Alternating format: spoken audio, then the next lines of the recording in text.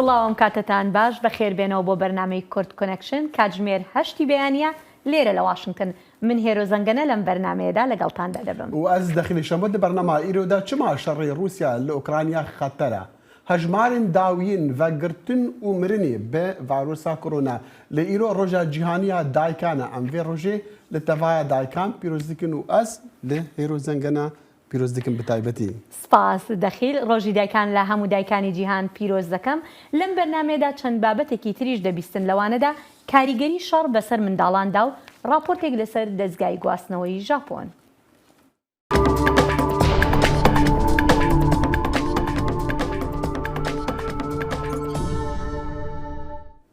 خانمایەکی ئەمریکا جل بایدن ئیرۆ یەکشەمێ گەشتە فڕۆکخانە کۆشتیسا لە سلۆڤاکیا پشتی قۆناغا ڕۆژەکێ لە پراتسلاڤا یا پایتەخت ji بۆ ژنێزیک ئاگاداری ڕەوشە پەنابەرێن ئوکرانیا ببە. ئەڤە قۆناغا سێم یا سەردانە چارڕۆژیە خانمایەکیە ئەمریکایە ji بۆ ڕۆمانیا و سلۆڤاکیا ku hevsûnûrin digel Ukrayna bi mebesta diyarkirina piştevaniya Amerîka ji penaberan re ew dê seredana gundên sunûrî bike û bi penaberên ji ber şer reviyana bicive. Di vê seredanê de xanimayekiya Amerîka dê karmendên alîkariyên mirovanî û karbidestên xwecihî jî yên Slovakya bibîne ku xizmeta wan dayk û zarokan dikin ji ber şer pişta xwedana welatê xwe. سەرۆکی ئۆکرانیا ڤڵۆدیمیر زێڵنسکی ڕۆژی شەممە بەڵێنیدا بەردەوام بێت لە هەوڵەکانی کە بە زۆر قرس بەڵام گرنگ ناودێری کرد بۆ گواستنەوەی ئەو کەسانی کە لە کارگەی پۆڵاینی ماریۆپۆڵ ماونەتەوە. زێڵنسکی ڕۆژی شەمە گوتی لە ئێستادا پاش ڕزگارکردنی خەڵکی سیڤیل تیشک دەخەینە سەر دەرکردنی بریندارەکان و تیمی پزیشکی ئەمەش بێگومان لە کاتێکدا دەبێت کە هەمووان ڕێککەوتنەکە جێبەجێ بکەن و هیچ درۆیەک نەکرێت. ڕەوشی ئەو کارگەیە سەرنجی تەواوی جیهانی ڕاکێشاوە لە کاتێکدا نەتەوەیە گرتوەکان و کۆمیتەی نێونەتەوەیی خاچی سوور هەوڵێکی زۆر دەدەن بۆ ڕێخستنی دەرکردنی خەڵکەکە لەوێ. سەرۆکێ ئۆکرانیا دەبێژە هەتاک و ئاشتی بەرقەرار بە دەبێتن هێزین رووسیا ڤەگەرن جێن خۆیان بەری داگیرکردنا ئۆکرانیا لە 24 ڕەشەمێ لێ ئەف گوتنەکە سەرۆکی رووسی ڤلادیمیر پوتین قەت ناخوازە گوهی خوا بدێ. هەنەک شارەزا باوەڕ دەکەن و ئەف شەڕ گەلکێ خەتەرە ji ber ku hewlên nifneteweyîn ciddî ji aştiyê re nînin. Yek ji wana mêvanê me yên niha Dr. Salaheddîn Ehmed profesor li Union College lê New Yorkê. Digel wî jî hevkarî me balên Salih jî wê bi me re be ji bo ku em berê xwe bidin vî şerê ku cîhan mijûl kiriye. Dr. Salaheddîn beyanî baş to pê waye ke ema şerekî xeter e li ber eweyî hewlî cîhanî بۆ ئاشتی نییە یانش ڕەنگە بێئاگایی لەسەر مێژووی هەرێمەکەدا هەوە هەیە بۆ ئەو بۆ چونەت بەڵێ زۆر دروستە سپاس کاک دەخیل و بانی ئێوەش باش لە ڕاستی ئەم شەڕە بە چەندی وە شوبهێنراوە بە کاتی تر کە مەسلەی خەتەری بەکارهێنانی بۆ نمونە چەکی ئەتۆمی هەبوو لە 60ەکانە بۆ نمونە پێشتر مەسلەی هەردوو شەڕی جیهانی دواتر تەنانەت 1986 هەندێک لەو شتە حەساسانەی کە دروست بوو لە زمانی شەڕی ساردا بەڵام لە هەموو کاتانەیە کە بڕوانین تەنانەت شەڕی جیهانی یەکەم بزوتنەوەیکی نێونەتەوەی فراوان هەبوو دژی بەرپاکردنی شەڕ بێگومان شەڕ بەرپا بوو بەڵام بەستمەوە هەم بزوتنەوەیکی سیاسی و پارتیزانی کۆمەڵایەتی تەنانەت لە وڵاتی گرتوەکانی ئەمریکا ئەو کاتە بۆ نمونە یوجین دێب کە سەرکردێکی زۆر بەناوبانگ و زۆر با بڵێن خۆشەویست بوو لەلایەن بە تایبەت چەپەکان و سۆشیالیستەکانەوە چەند جارێک بۆ سەرۆکایەتیش هەوڵیدا خۆی کاندید بکە و خۆی کاندید کرد پێنجار بەڵام شەڕی جیهانی دووهام بە هەمان شێوە خەڵکانی کە بوون دژی بوون شەڕی دوای ئەوە زمانی شەڕی ساردا هەمیشە بزوتنەوەیکی ئاشتیخوازانە هەبوو دژی بۆ نمونە پڕچەکردن و بڵاوبوونەوەی چەکی ئەتۆمی و دژی مەسلەی شەڕی سارد درێژایی شەستەکان بزوتنەوەی قوتابیان هەم لە ئەوروپا هەم لە ئەمریکا هەم لە شوێنانی تر بە هەمان شێو لاشتاکان ئەمە یەکەم جارە کە شەڕێک بەم ئاستە بەم خەتەریە ڕوو بدات لە ڕاستیە بزوتنەوەیکی دژە شەڕ ئەو تۆ لە ئاران نەبێ هەڵبەت بزوتنەوەیکی واها هەیە لە رووسیا بەڵام رووسیا لە ژێر دەستی ئەو ڕژێمە پۆلیسیەی پوتینە هەڵبەت خەڵک زۆر هیچی بۆ ناکرێت. دکتەر تۆ پێت وایە کە بۆ نمونە هەوڵەکانی تورکیا یان هەوڵەکانی سکرتێری گشتنە توێگرتوەکان ئەمە وەکو بڵین بزوتنەوەیەک نییە بۆ ئەوەی کە ئاشتی بەرقەرار بێ مەبەست ئەوەیە پێم وانە ئەوە یانیەوانە هەوڵی زۆر شەرمنانن یەک هەوڵێکی بیرۆکراتی لەلایەن UN کە ئێستا UN بۆ خۆی لە لاوازترین ساتەوەختی مێژووی خۆیان ئەژی کە لە ڕاستیە تەنان نە ڕۆژاوا نە رووسیا نە چین بە هەندی وەرناگرن ئەمە یەک دوو هەوڵەکانی تورکیا دیسان تورکیا بە تایبەتی ئەم چەند ساڵی دوایی و ئێستا نە لەلایەن ڕۆژاوا متمانەی پێکرێ بەو دەرەجێ نە لەلایەن خودی رووسیا لە بەرچەندهۆی دکتۆر سەلاحەدین هاوکارمان باڵێن ساڵحشمان لەگەڵدا چونکە ماوەیەکە هەر لە دەستپێکردنی شەڕی ئوکراینیا کاک بەڵێن ئاگاداری وەکو بڵێ پێشهاتەکانە کاک بەڵێن تۆ لەسەر ئەم بابەتێک ئێمە قسە دەکەن لە دکتۆر سەلاحەدین تۆ چی دەڵێ چیت هەیە بڵێ دەخیل بەڕاستی هەنیە توانم بڵم تا ئەندازەیەک تەبانیم لەگەڵ قسەکانی دکتۆردا لەبەرەوەی کۆمەڵە بزوتنەوە هەیە ئەمڕۆ لە جیهاندا بە تایبەتی ڕێکخراوە سڤیلیەکان ئەوەی کە دکتۆر ئاماژەی پێدەکات بزوتنەوەیکی سەرتاسەری نییە بەڵام بە پێچەوانەوە لە ناو خۆپیشاندانەکاندا کە دەبینین زۆربەی هەرە زۆری خەڵک بەگەلی ئۆکرانیاشەوە هێندەی ئەوەی داوای ئاشتی دەکەن بە داوای چارەسەریەکی ئاشتی دەکەن داوای ئەوە ناکەن کە ڕژەمی پوتن بڕوخێ یا بە شێوەیە لە شێوەکان هەموو هێز و تواناییەکانی ڤلادیمیر پوتین لە رووسیا کەم بکەنەوە هەوڵەکان بۆ ئاشتی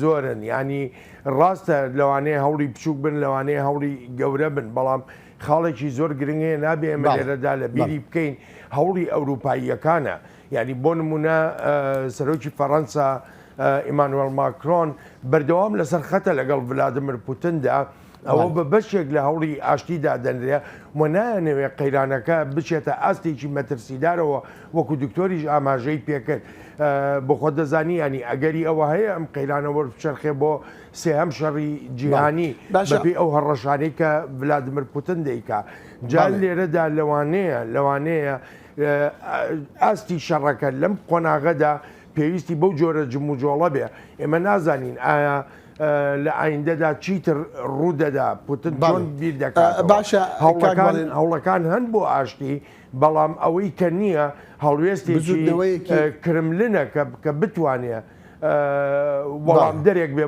بۆ ئەو هەوڵانەی کە دەدرێت دکتۆر سەلاحەدیش دەڵێت کە بزوتنەوەیەکی جیهانی نییە بۆ ئەوەیە بەڵام دەمیست دکتۆر پرسیاری ئەوە لێ بکەم کە باشە ڕفتاری پوتین کە زۆر جار هەرجێ ناگرێت لە هەوڵەکانی ئاشتی بۆ من و ئەوەی نەتوێتەکان یانش ئێمە سەداسەد ئاگاداری هەوڵەکانی سەرۆکی فەرەنسی بین بەڵام هەموو وەکو بڵێن نیشارەکان وا دیارەکەن کە ڤلادیمیر پوتین گوێ ناداتە هەوڵەکانی ئاشتی تۆ چی دەڵێن دکتۆر سەلاحەدین لەگەڵ بڵێ ببوو هەڵبەت یەک تێبینی زۆر کورد لەسەرەوەی کە بەڵێن وتی ئەو هەموو دروستە بێگومان پشتیوانیکی فراوانی یوکرانیەکانە کرێ دژی ئەو پەلامارە دڕندەیی پوتین ئەوە هەمووی دروستە بەڵام ئەو بزوتنەوە جیهانیەی کە وەکو پێشووتر بۆ نمونە ڕێگە لە فراوانبوونی بربەرەکانەیەکی ئاوها بگرێ ئەو بزوتێکی ئەو تۆ لە ئارایەتی باشە دکتۆر لەسەر دکتۆر دوێنێ کە باسمان دەکرد لەگەڵ دوێنی ئێوارەکە قسەمان دەکرد لەگەڵ جنابێت تۆ باسی بابەتێکی تریت کرد ئەویش ناسنامەی یەکگرتووی دەوڵەتی یوکراین نییە و بێئاگەی لە بارودۆخ یان مێژووی ئەو هەرێمە نییە تۆ ئەتوانی شیکردنێکمان بدەیتی بە کورتی لەسەر ئەم بابەتە بەڵێ دیارە من مەبەستمۆ نییە گومان بخەمە سەر بۆ نمونە ناسنامەی ئێستای ئۆکرانیەکان ناسنامە هەر کۆمەڵە خەڵکێک کە بیەوێ ناسنامەیەکی دیاریکراو لە خۆی بگرێ هەڵبەت ئەو مافەی هەیە بەڵام لە ڕووی مێژوویەوە دەستخستنە ئەو بربەرەکانەوە لەلایەن ڕۆژاو لەلایەن ناتۆ بەبێ ئاگداری هەندێک مەسلەی زۆر حساسی مێژوویی پێم وایە هەڵەیەکی گەورەیە بە تایبەتی لە کاتێکا کە ئەوەی کە حکومەکات لە کرملن ئەوەی کە حکومەکە لە کرملن ئێستا کەسێکە وەکو پوتین لە ڕاستیە خەتەری ئەم کارکتەرە زۆر کەسانی وەکو ستالین زیاترە لێرە باشە بەڵێ باشە تۆ پێت وایە هەڵەکان دووبارە دەبنەوە ئیشەڕەکانی پێشتر بۆ نمونە سزاکان و ئابلوقی ئابووریوانە ئەمە تا چەندێک بەڵێت ئەمە تا چەندێک شەڕەکە درێژ بە مەبەستی ئەمریکی و ئۆروپیەکان ئەوەیە بۆ ئەوەیە کە شەڕەکە زوو کۆتایی پێبێتن کەچی پێت وایە کە ئەمە یارمەتی دەرنابن بەڵێ لەسەر و پرسیارەی پێشوو ئەگەر یەک تێبینی کوردای بینمە سەر ئەم پرسیارەی دوای ئەوەی ئوکرانیا ئەوە نیە لە دوای ڕوخانی 1991 کە دروست دەبێت هەر لەو کاتەوە هەندێک مەسەلە هەیە کە یەکلان نەکراوەتەوە لەوانە مەسلەی ئەو ناوچانەی ڕۆژەڵاتی ئوکراین بۆ نمونە ناوچەی خارکیفوانە ناوچەی بێگومان ناوچەی قەرەم ئەم ناوچانە دواتر خراونەتە سەر ئۆکرانیا پاشان بیرمان نەچێ ئۆکرانیا جمهوریەتی دووەمی لە ڕووی گرنگجیەوە جمهوریەتی دووەمی ئەو کاتە یەکێتی سۆڤێت بوو هەند ئەو مەسەلانە هەرگیز یەکلان نەکرابوونەوە پاشان لە ناسنامەی ڕووسا و لە ناسنامەی با بڵێن نەتەوەی ڕووسا کیڤ هەمیشە بەشێک بۆ لەو ناسنامەیە ئێستا بۆ نمونە کاتی تێگۆڕپانی سوور مەدانی سوور لە مۆسکۆ بە هەر نزیکی کرملن پیکەرێکی گەورەی 18 مەتری هەیە کە هی ئەو کەسێک پێڵ پرنس ڤلادیمیر یا کات لە یوکراین لە کیڤ ڤلادیمۆر کە ئەمە لە ڕاستیە خەڵکی کیڤ بووەوە و با بڵێن سەری یەکەمین یەکەیە کە پێی بوویترێ دەوڵەتێکی ئەوەی کاتێک کیڤن ڕۆس ئەمە با بڵێن ئەم کە سەدای مەزرانەوە و لە 1970 تاکو 1000 تقریبا 15 حکمی کردووە و لە 2016 لەژێر چاودێری پوتینیان پەیکەرە دانراوە لەو شوێنە ینی ئەو وردەکاریانە بەداخۆ بۆ ناچ ئەمریکیەکان وەش دەبیستین کە بۆ ڕووسەکان کەیف شوێنێکی گرنگە لە ڕووی ئاینی و لە ڕۆژی مێژووەوە بەڵام پرسیاری کۆتاییم دەمویست لە کاکە بەڵێ بپرسم ئایا ڕۆژ بە ڕۆژ دەبینین هەرچەند ڕۆژێ جارێک دەبینین کە سەرۆکی ئەمریکا بایدن ڕادەگەینێ کە یارمەتی زیاتری بۆ ئۆکراینا وەکو بڵین ڕادەگەینێ تا چەندی ئەمانە خزمەتی کۆتاییان خزمەتی بەڕێوەچوونی شەڕەکە دەکەن من ناینانم بەڕێوەچوونی شەڕەکە بەقەد ئەوەی وەکو کاربەدەستانی ئەمریکایش خۆیان ئاماژەی پێ دەکەن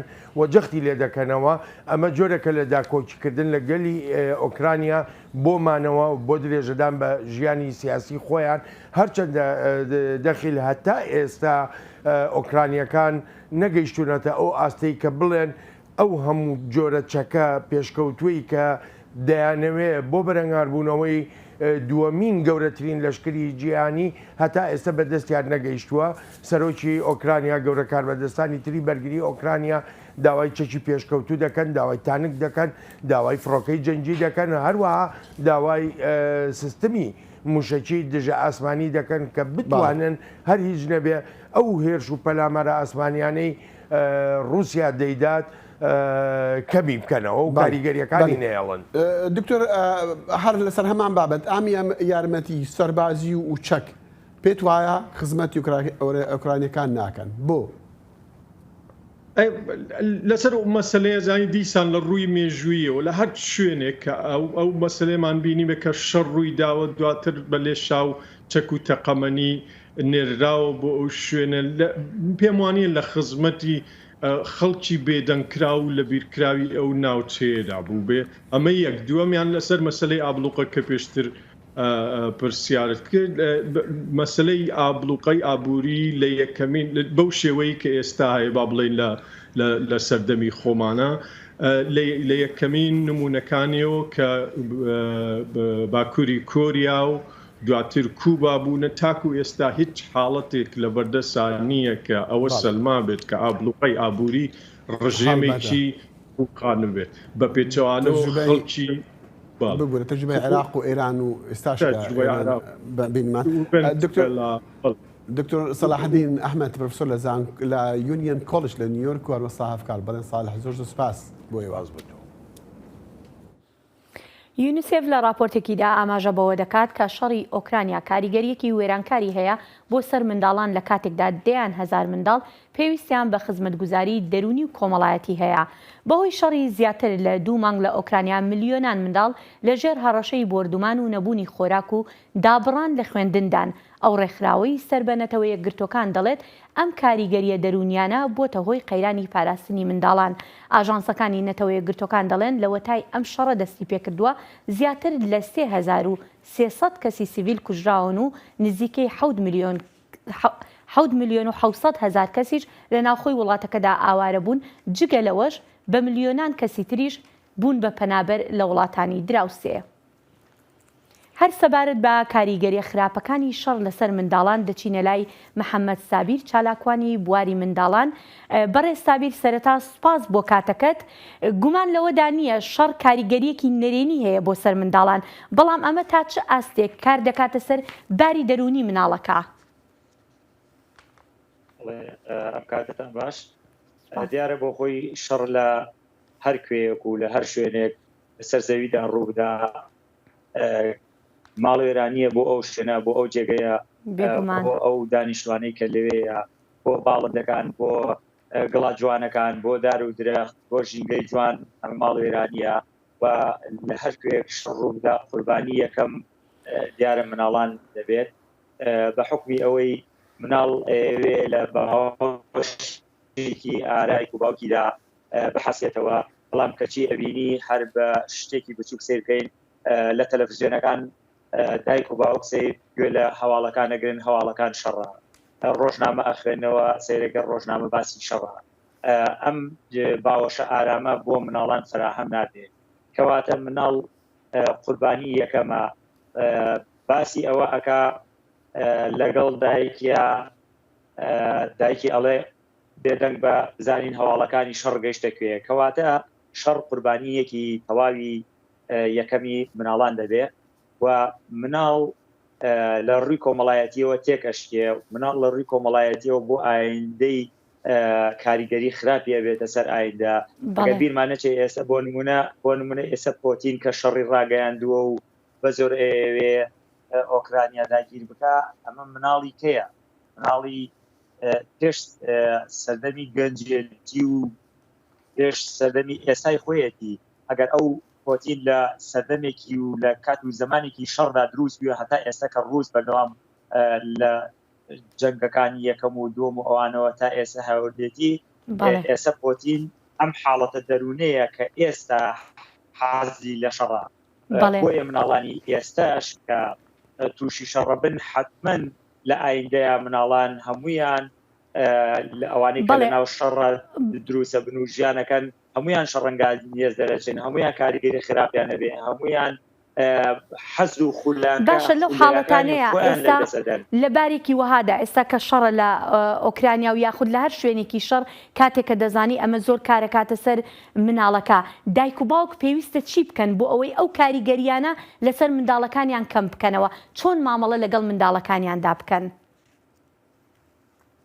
باڵێ پرسیارێکی زۆر دروستە و گرنگە هەموو جیهان وەکو ئێمە لە نەتەوەی گرتوەکانە بەشێکمانەیە بەشی مناڵانە مناڵ پاراستنی مناڵانە ئەبێ لە هەموو جیهانە ڕابگەیەندرێ کە ئەم شەڕە کە من ناوی ئەنێم شەڕی جەنگی جیهانی سێم بۆ ئۆکرانیا لەبەرەوە هەموو ماڵ ئێرانیەک هەموو وڵاتەکان تیا چووە ڕەنگە بۆ وڵاتەکانی تر جەنگی سێم نەبووی بۆ خۆیان کەپ و کوردانیشتنیە بەڵام بۆ ئۆکرانیا ئەتوانم بڵێم جەنگی سێم هاتۆ بەسەریانە بۆیە لە هەموو جیهانە ئەبێ ئەوە ڕابگەیەندرێت کە دایکان و باوکان ئاگان لە مناڵەکانیان بێ بە هیچ شێوەیەک لە تەلەڤیزیۆنەکانە لە هەواڵەکانە لە ڕۆژنامەکانە خەبەری ئەوە بەگوێ مناڵەکانیان نەدەنیان نێڵن مناڵەکانیان شەڕ و ئاژاوە و ئەوانەی کە بە تایبەتی ئێستا ئۆکرانیا و رووسیا ببیستن وەکو ئەوەی ئەیبینی کە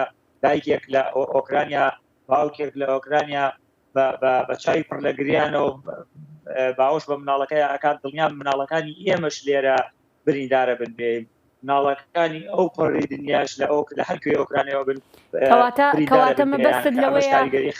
کەواتە مەبەست لەوەیە ئەو جۆرە هەواڵانە ینی کاریگەریان بەسەر منداڵان لە تەواوی جیهانەوە هەیە کاتێک ئەیبینن بڵێ دەمەوێت بچمە پرسیارێکی تر ئێستا کە منداڵان لە ئۆکرانیا ینی وەکو نەتەوەی گرتوەکانی ژیان یونیسێفیش ئاماژەی پێکردووە لە خوێندن دابڕاون بەشێکیان باشە منداڵ کاتێکە لە خوێندندا ئەبڕێ چەندێکی پێچێت تا بتوانێت بگەڕێتەوە ئەو ئاستا ئەمە چەندێک کاریگەری لێکا لە ڕووی با بڵین پەروەردەوە بەڵێ بە دڵنیایەوە هەر چۆن پشووی ساڵێک بۆ مناڵان ڕاگەێنێ پشۆکە هەفتەیەکە دواتر دوای ئەو هەفتەیە کە ئەگەڕێنەوە بۆ دەوام چەند ڕۆژێکی پێویستە ینی بۆ ماوەی هەفتەیەک کە مناڵان لە پشووی خوێندن و تاقیکردنەوە ئەڕۆنە ماڵەوە لە هەموو دنیاوە دوای هەفتەیەک بۆ 10 ڕۆژ اینجا دێنەوە سەرخۆ و دێنەوە سەر ئەوەی کە خوێندن بێنەوە ڕێزگەی خوێندن چجای ئەوەی شەڕ بە ساڵێک شەڕ و ئەوە لەوێوتمان خۆشی و پشوویەکە ئەی چجای ئەوەی بێت شەڕ و ماڵێرانی و تەقە و خوێن و خوێڕشتن و ئەوانە ببینن بە دڵنیاییەوە کاریگەری زۆریە بێ و کاتەکەشی زۆریەوێت تا مناڵان ئەگەڕێنەوە حاڵەتە ئارامەکەی خۆیان حاڵەتە نەفسیە ئارامیەکەی خۆیان و جێگرەکەی خۆیان تاکو ئەوەی کە بێنە سەر ئەو ڕێچکەیە کە وەربگرن لە خوێندن وەربگرن گفتوگۆی مامۆساکان بکەن و ئەو پرسیارانەی کە مامۆسا بۆیان شەرحەکە کە بە ئارامی وەرێبگرنوانە کاتێکی زۆر زۆری پێچێ و هەندێ مناڵیش هەر لە ڕووی نەفسی و تەواو تێکچن هاتە سەرەوەی هاتە سەر ڕێژگەی باساییان هەر نێتەوە دکتۆری تایبەتیان پێویستیەوە دۆژێری کۆمەڵایەتیان پێویستیەمانە بۆ خۆیان کاریگەری خراپەکانی شەڕ. بەڵێ محەممەد سابیر چالاکوانی بواری مناڵان سوپاس دەکەین. زایڵی داهێنان بەرنامەیەکی فەرهەنگی و هونەری بەشی کوردی دەنگی ئەمریکا. من ئاسۆ جەبار لە واشنگتن دیسیەوە هەردوو هەفتە جارێک دەبمە میوانی ماڵەکانتان لەگەڵمان.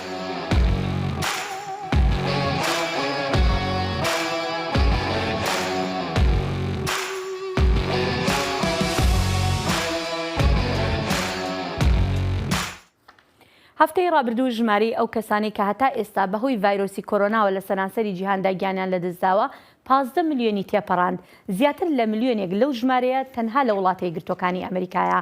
لە ئێستاشدا لێکۆڵەرانی ئەمریکا چاوێک بە 2 ساڵی ڕابردوودا دەخشێننەوە بۆ لێکۆڵینەوەی ورد لەسەر هۆکارەکانی ئەو مردانە. مالباتا گازمن دەستپێکا کۆڤیدا 19 دا تویشی دژواریان هاتن. مەها ئیلونا ساڵا 2020 نەهامەتیên mezin bixwara înan. My name is Catherine Guzman. Navê min Catherine Guzman e, ev jî xwîçka min Jennifer Guzman e û mediya xwe û hevjînê wê ji ber COVID-19 winda kir. Lê me du zarokên piçûk yên ku diya min kiribûn zarokên xwe girtin û em dixwazin ku wan bi hev re mezin bikin. We want to continue to raise them together as a team. دایک و babên wê jî bi van hejmarên mirina tirsinak zêde bûne ku mirina bi vê êşiyê li Amerîka ji milyonekê derbas bûye. Lêkolerên saxlemiyê li Amerîka li ser 2 salên borî de ka kî mirîne li kî ve û çima mirîne vekolînan dikin. Ew dibêjin xelkê kêmanî bûne qurbanî bi taybetî gencên ku ji derveyê mala xwe kar dikirin û berî piraniya xelkê bêne vaksîn kirin. بەڕاستیوان وڵاتی me bi awayekî dilsoz birêve dibirin. Ewan xwarin bo me amade dikir û buhayeke giran bo wê didan. Em wek welat têk çûn bo parastina karmendê me yê serekî û yekêm ji mar Piranî weke karmendê serekî bûn. Di destpêka pandemiyê de li Amerîka mirov li navendên bajaran de dimirin. Pişra li deverên gundewarî de belav bû û çi bersivek neteweyî jî re nebû û digel zanyariyên xelet xelkê jî derzî wernedikirtin. Lê şarezayên saxlemiyê micid bûn ku tirsa ji vaksînê bêbingeh bûye. Dema ku me ev lêkolîn di demeke gelekî kin dekirin, me vaksînek çêkir ew bi kêmanî li ser 20 salên xwendin û vekolînên zanistê hate çêkirin. Ji ber vê yekê me karîbû derziyekê bi lez çê bikin û xelk bi durustî nehatin agadarkirin. Wan hizir dikir ku tiştek kêm heye, lê her tişt temam bû. Adequately communicated that message, people thought that the corners were cut, but no corners were cut. Hin şarezayên din dibêjin ku rêveberiyên saxlemiyê yên herêmî li seranserî welatî ji bo vê pandemiyê amade nebûn. There is no question. Bêguman ev e berhemê dihan salan ya weberhênana lawaz e di saxlemiya giştî de li ser astê wilayet û bajaran û astê xweciyê Amerîka û cîhanê.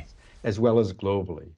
Li ser astê cîhanê zêdetirî 15 milyon kes bi vê pandemiyê mirine. Gelek pispor dibêjin ku Amerîka di xirabtirîn rewşa pandemiyê de derbas bûye. Ez dibêjim gelek girîng e ji bo xelkê ku bizanin bi taybetî heger te vaksîn lê dabe, COVID-19 di gelek rewşan de nexweşiyeke sivik e. Lê niha gelek xelk hene ku hîn vaksîn lê nedane.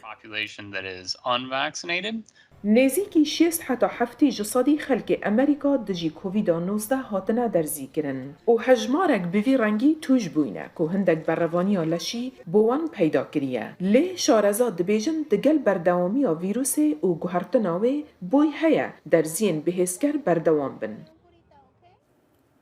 چەند ڕێکخراوێکی ئەمریکایی کە پشتیوانی لە مافی لەباربردن دەبن دەکەن داوای خۆپشاندانێکی سەرتاسەری لە چواردەی ئەم مانگەدا دەکەن دژ بەو بەرنووسەی کە لە دادگای باڵاوە دزەی کردووە و نیشان دەدات هەوڵ دەدرێت یاسای ڕۆڤی وەید هەڵبوەشێنرێتەوە. کێڵی رابنسن بەڕێوەبەری گشتی یەکێک لە ڕێکخراوەکان گوتی کاتی ئەوەمان نییە کات بە فیڕۆ بدەین. ڕۆبنسن و ڕێبەری سێ ڕێکخراوی تری نیشتیمانی پێشکەوت و خواز داوا دەکەن لە ڕۆژی چواردەی ئەم مانگە کاردانەوەیکی گەورە لە نیویۆرک، واشنگتن، شیکاگۆ و لاس ئانجلس ئەنجام بدەن جگە لەمەش هەزاران خۆپیشاندانی تر لە سەرانسەری وڵاتەکەدا ئەنجام بدرێت. کاربدەستین عێراقê dibêjin nexweşek mir bi taya xwîn rijînê ya bi Krim Kongo tê naskirin û vîrusa nexweşiyê jî li bakurî welat belava bûye. Peyvdarê Wezareta Tenduristiya Iraqê got ji demê belavabûna nexweşiyê ji destpêka ev sal 8 kes pêmirine ji jimara 40 kesên bi vîrusê ketin. Karbidestên tenduristî li bajarê Kerkûkê dibêjin li roja ên kesek bi wê taya xwîn werbûnê miriye. Wan got jî ew kesê mirî goşt firoş bû û wî guh nedabû rênimayiyên tenduristî. Li gora rêxistiya saxlemiya cîhanê ev nexweşî bi rêka dewarên serbirî belav dibe û vîrus jî dibe sedemê berbûna xwîneya bihêz. Piraniya vegirên vê tayê xwedî pezin yan jî goşt firoşin. Rayedarên Kerkûkê kirîn û firotina pez û dewaran ji bo parêzgehê qedexe kiriye. Li Mosilê jî ev vîrus belava bûye.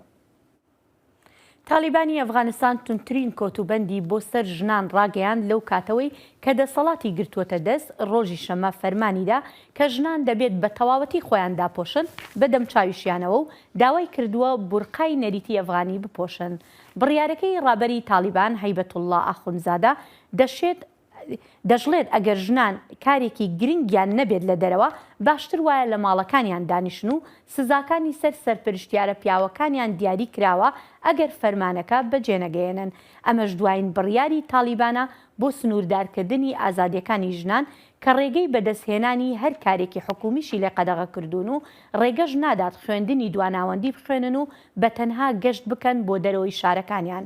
ئەمەش بۆتە هۆی ناڕەزاییەکی زۆری نێونەتەوەی.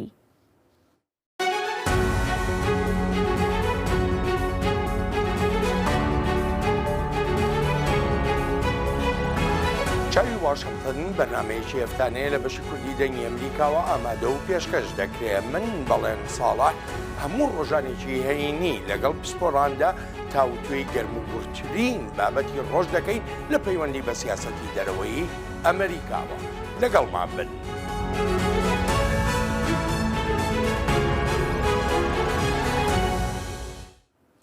بەرپرسێکی هەرێمی کوردستانی عێراق ڕایگەیان زیاتر لە 10,000 کەس لە شەڕی نێوان سوپای عێراق و یە بەشەی سەر بە پارتی کرێکارانی کوردستان هەڵاتون.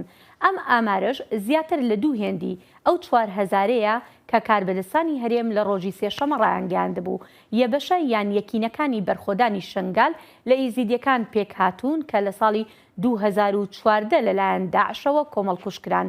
دیانۆ هەموو بەرپرسی بەرپەرجدانەوەی قەیرانەکان دەڵێت لە ماوەی 3 ڕۆژدا ژماری ئەو خێزانانەی کە بەهۆی شەڕەکەوە هەڵاتون گەیشتووەتە 1711 خێزان کە دەکاتە 10,261 کەس.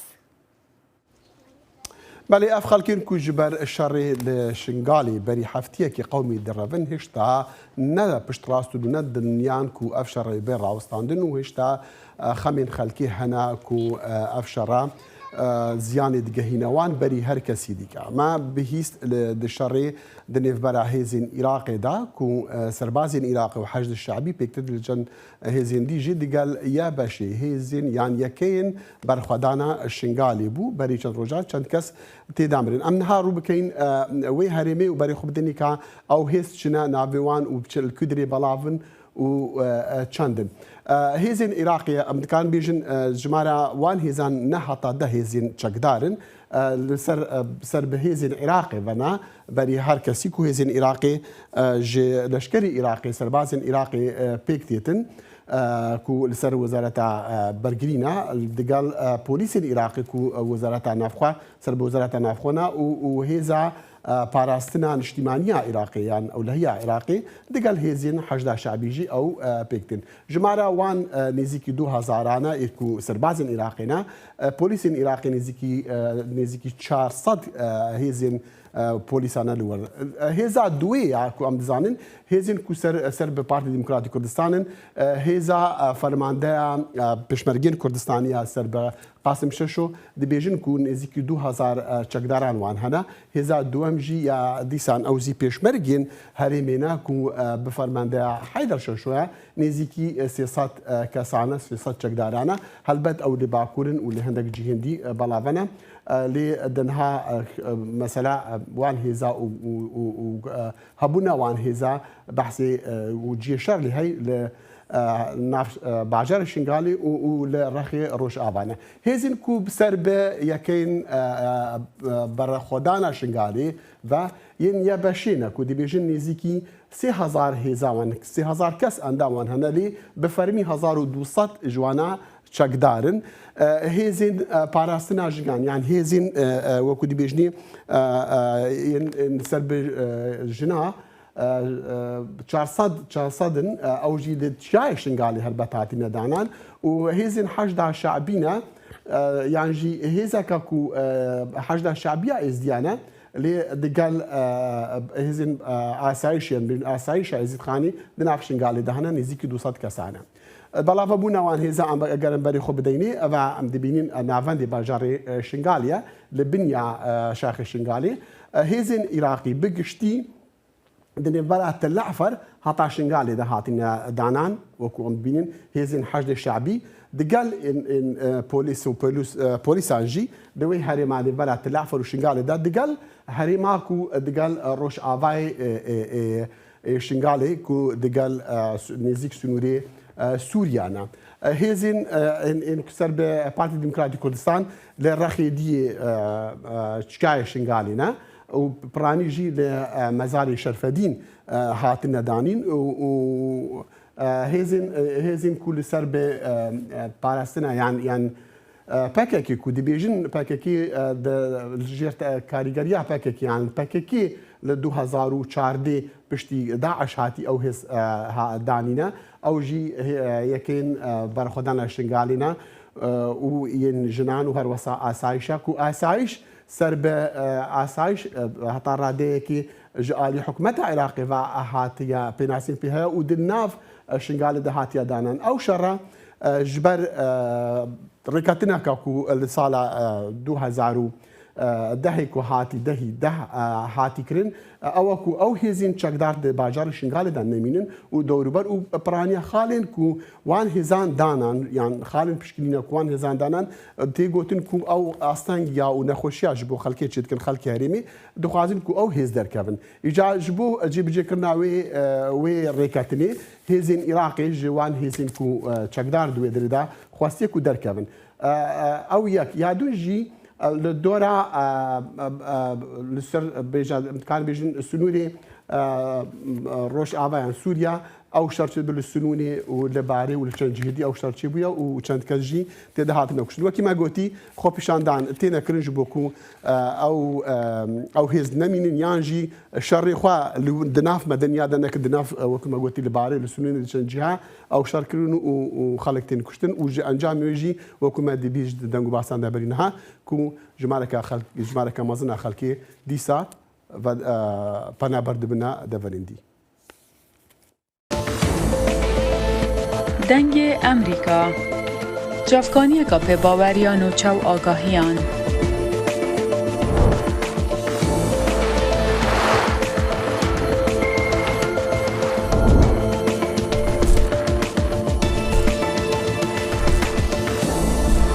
برaya malper û platformên mîdya civakiya dengê Amerîka bala xwe bidin pêzanîn û nûçeyên cîhanê.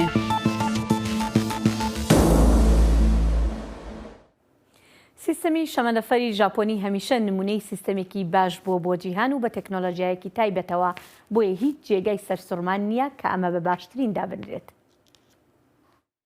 یەکێک لەو شتانەی ژاپۆنی پێناسراوە شەمەندەفەرەکانیەتی.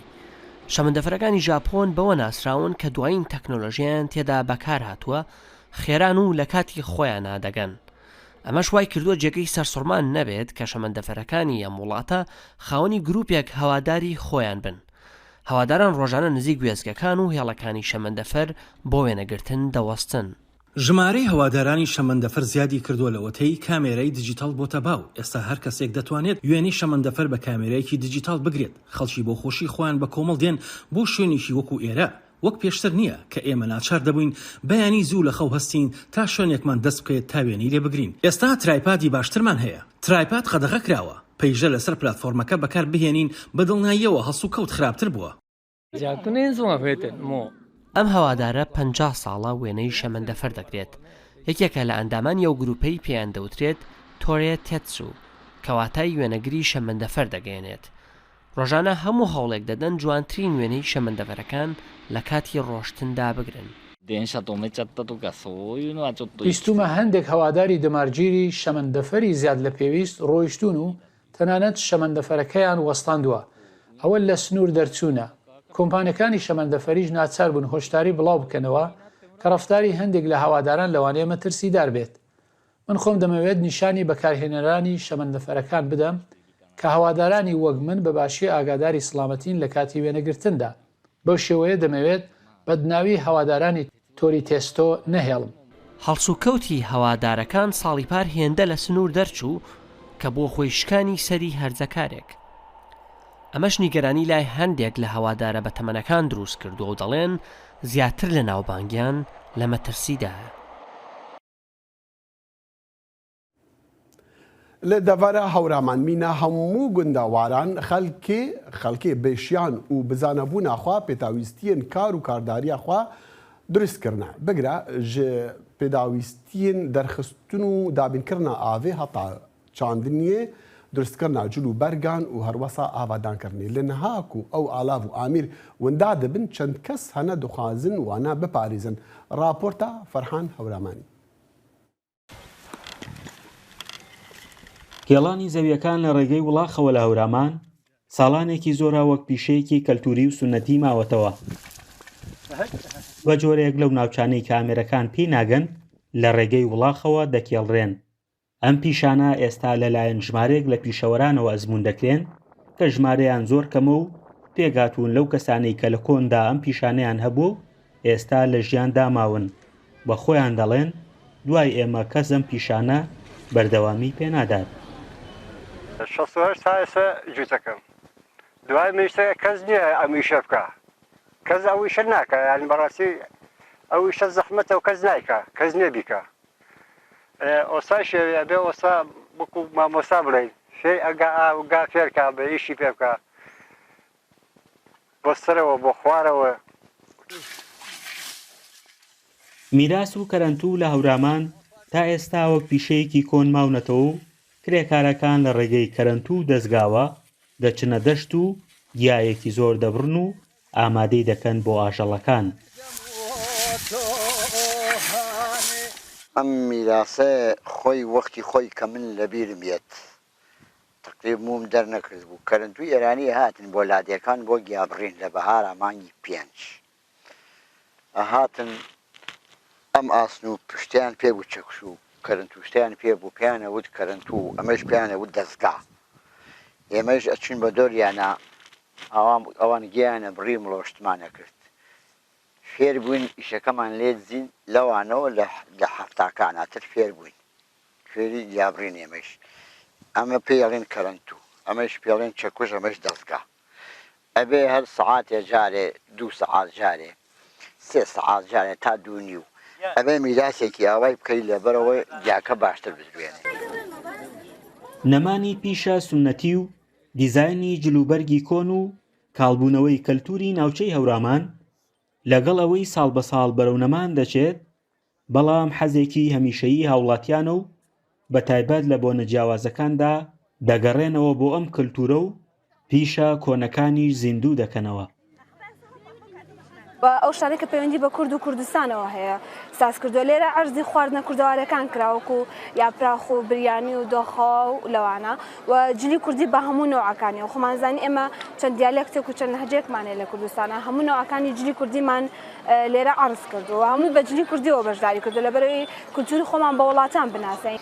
ئیشەکانیشمان تایبەت بە ئافرەتانە و هەروە بۆ دیزاینی جلوبەرگی کوردی واتە شتین لەسەر جلوبەرگی کوردی وەکو هێلەک و کۆڵوانە و هەروەها مێخەک و شمڵی و ئەو شتە کوردەواریانەمان بەکارهێناوە بۆ دیزاینی ملوانکە و هەروەها دەستبەنەکانمان. لەگەڵەوەی پیشەدەستیەکانی هەورامان لە مێژووی ناوچەکەدا زۆر بوون خەڵکی ناوچەکە تەنها پشتیان بەهێز و بازووی خۆیان بەستووە لە کارەکانی ڕۆژانەیان بەڵام لە ئێستادا ئەم جۆرە پیشانە ئەگەر بە ناوچەی هەوراماندا گوزەر بکەیت زۆر بەکەمی بەرچاوت دەکەون. ئەمەش دەگەڕێتەوە بۆ کاریگەریەکانی تەکنەلۆژیا لە ژیانی تاکەکاندا. فەرحان هەورامانی، دەنگی ئەمریکا، هەورامان. سورب گرۆگۆس گەورەترین کڵێسای ئەرمێنیەکانە لە ڕۆژهەڵاتی ناوەڕاستدا بە کۆنترین کڵێسا دانەدرێت کە مێژوەکەی دەگەڕێتەوە بۆ 700 ساڵ لەمەوبەر ئەو کڵێسایە لە دەمی شەڕی ناوچەی سوور وێرانکرا بەڵام شارەوانی و ئەوانەی کە لە ناوچەکەدا دەژین بڕیاریاندا کڵێساکە نوێ بکەنەوە. 7 سال بەرێ di şer û pevçûnên Sûriyê de dema şerê xendekan de ziyanek mezin bi sedan avahiyên dîrokî de çêbû. Yek ji wan jî dêra Surp Giragos ya Ermeniyan bû.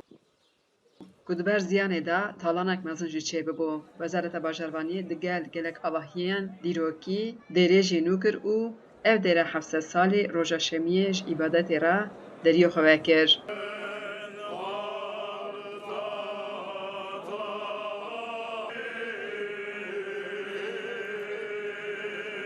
Dêra Surp Giragos mezintirîn dêra Ermeniyan e li Rojhilata Navîn. Ev dêr di dema şerê cîhana yekemîn de bûye bingeh ji bo leşkerên Almana. Salên dirêj weka depoya Sümerbankê hatiye bikaranîn. Lê heta sala 2010 ev dêr wêran mabû. Di dema şaredar Osman Baydemir de jî cara pêşî dêra Surp Giragos hate nûkirin. Ji bo beşdariya ayîna destpêkê bibin ji çar aliyê Tirkiyeyê Ermenî hatin Amedê. Cîgirê serokê Wexfa dêra Surp Giragos Ohanes wa behsa pirosa nûkirinê dike û hêstên xwe hatîne ziman. Got ava 7 sal piştî şerê Sûrê ava 7 sal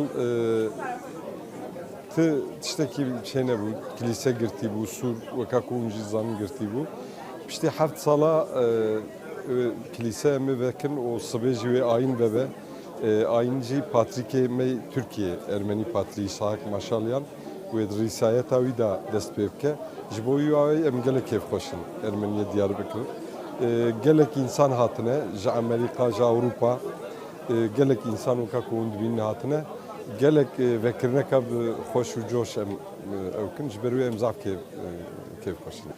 السري عولي زاروكي جوي ولاتي من يعني زاروكاتي من جوي سقاقة كتشادة درباس بوي محلية من مريق أحمد بو مريق أحمد أو خان شبك زادن حدودي هذا نزيكي هذا أزقلك ممنونم أزقلك كيف خشم چونكي أو يعني عايدة نا بس كردا يان أرمنيا يان دياربكر او عايده حموم مدنيتي يعني سيفيليزاسيون الدنياي يعني تشاندو كولتورا دنياي برخوش بوي سر خيري بي وهذا مدى وجه سياسات اكتيف بله بله يعني مقترش بو بدن نرخاندنا كيف تمشي في انجام والله او مساله يعني مساله كي جرك كوره çünkü ana mesela PKK dibêjî hükümet xera kiriye hükümet dibêjî PKK xera kiriye ama ew kolandina او خندكه تشكي جلك غلط بو نراس بو جارة عولي جي